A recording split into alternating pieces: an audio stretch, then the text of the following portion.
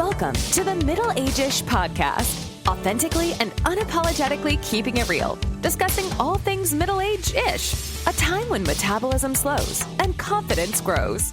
Join fashion and fitness entrepreneur Ashley Badowski, former Celtic woman and founder of the Lisa Kelly Voice Academy, Lisa Kelly, licensed psychologist and mental health expert, Dr. Pam Wright, and highly sought-after cosmetic injector and board-certified nurse practitioner, Trisha Kennedy Roman.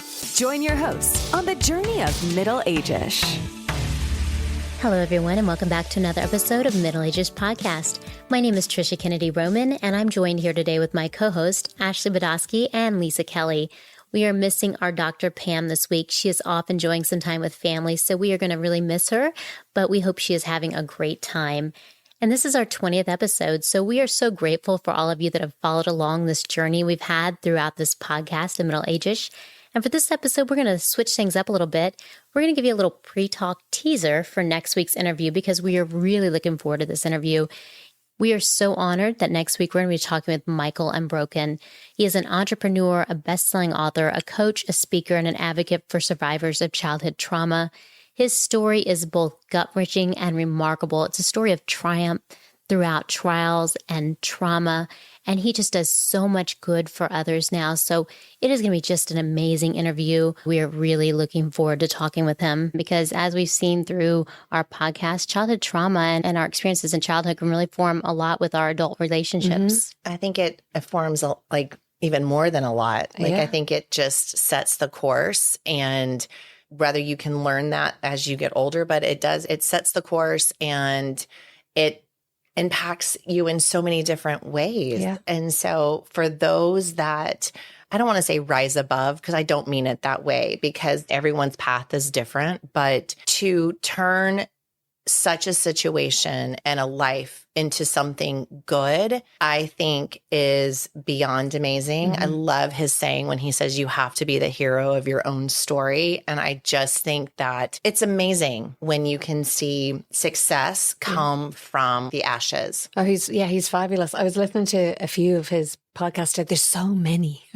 There are so many podcasts. I went in to listen. I think there's something like 633 podcasts that he has. And they're all different lengths and stuff. But it was so interesting listening to, he has everybody's idea of surviving a childhood trauma is so different. Right. And a lot of his guests were talking about different things, and, obviously some really, really sad stories and then some other stories that, you probably yourself wouldn't think are majorly traumatic for people, but just listening to how they overcome them and the different ways that people overcome trauma as well. Some of them are completely the opposite to each other. That's what I listen to is all of those that have learned from his seminars and his podcasts and his coaching and whatever. And you're so right. Trauma is different for each individual, but it doesn't mean it's less. Yeah. It's your trauma. It's your story. Mm-hmm. And just to see how they find success in that, and that they find, I guess what I was trying to think is they find happiness. Yeah.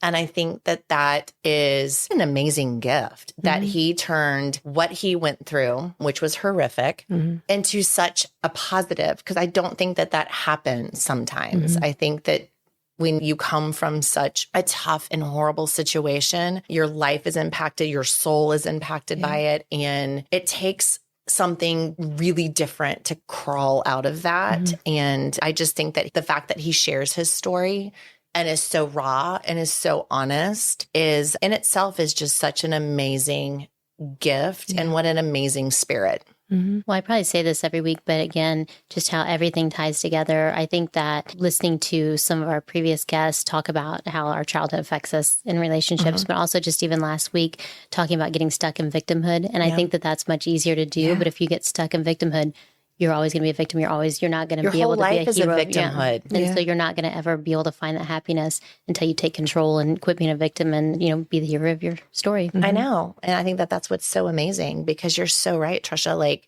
We do see it, unfortunately, in those that we know, and especially at this age, obviously we've seen people go through an entire life and they are a victim. Yeah. And I don't know if they like getting stuck in that, you know, but it just is this perpetual cycle that doesn't end and they don't ever get off the gerbil wheel. But yet that's not what life is supposed to be. Like, yes, I mean, horrible things happen and there is no excuse. There's no reason. There's nothing. But if it's the cards you're dealt and if you can find it in your inner self and that strength, I think that's where, and he says that's where the beauty of life comes from. But it's just, it is unfortunate when you see those that unfortunately can't get out of it. They can't, because like you said, again, I don't want to insult anybody. I have not walked that path, but is it easier to be a victim than to be a survivor? And I think there are two entirely different things. I think some people don't know the way out though as well. And if you're striving for attention in some way, and that's the only way you're gaining attention, I find it really hard. I'm just not that kind of person. I want to get up and get out and, as we've discussed, not talk about it and just move on from it. But I've so many friends, you know, who not want to be, that sounds terrible. No, but I know what you're saying. I know what you're saying. But like, no matter what you say or, you know, but I suppose you don't know the path that they're walking and you don't know how hard it is for someone to get above water. You just don't know, you know, it's hard. And that's why I really am excited to talk to him, because how did he pull himself out? What did he tell himself? What was that path like to get over that victimhood? Because again, that there is value in that. Like, I mean, you have experiences that very few know about or can even relate to. So that has value and 1,000%. What did it take? What did you tell yourself? What did you do to get past that? Because I do think that there is that victimhood. And I don't think anyone, I mean, I don't want it for my friends. I want them to find happiness, and I want them, more than that, I want them to find peace. Yeah. And I think when you're always a victim and it's always someone else's fault, or it's how I was raised, or it's what happened to me in life, you will, like, your soul will never find peace.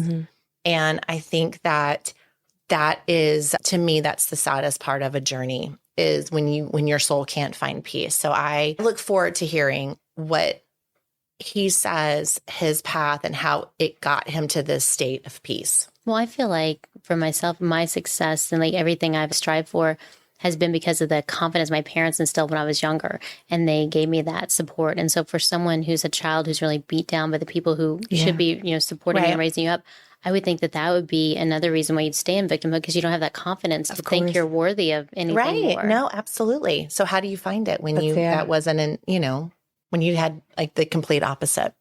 Because you're just used to things being bad for you, and that you don't, or you're not deserving. Yeah, you don't deserve it.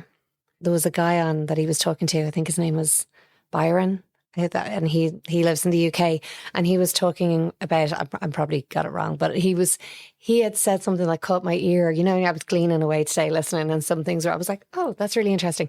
He was saying that he learned sometimes not to talk about his trauma, because he was like, I didn't want to stay in that spot. And that's always been my fear with going to therapy, is that, like, if I talk about it, talking about it, because I think you forget a lot of your trauma. Well, I know I forget a lot of my trauma. I just kind of block stuff out and I just move on.